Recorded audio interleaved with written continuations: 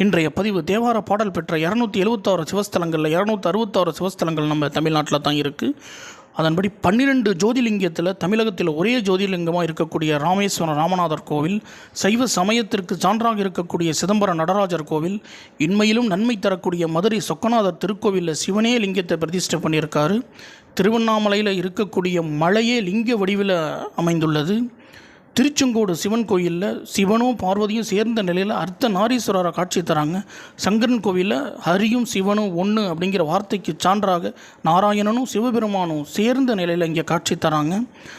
அமர்நாத்ங்கிற இடத்துல திருச்சூர் மகாதேவர் நெய்யாலையும் பனியாலையும் இருந்த கோலத்தோட காட்சி தரார். இது போன்ற 2000 ஆண்டுகளுக்கு மேல் பழமையான திருக்கோயில்கள் 300 திருக்கோயில்கள் நம்ம தமிழ்நாட்டில் தான் இருக்குது. நீங்கள் அனைவரும் இதை பார்க்கணும். இது போன்ற ஆன்மீக வீடியோக்கள் அனைத்தையும் பார்ப்பதற்கு நம்முடைய Om temple world YouTube channel like பண்ணுங்கள், ஷேர் பண்ணுங்கள், சப்ஸ்கிரைப் பண்ணுங்கள்.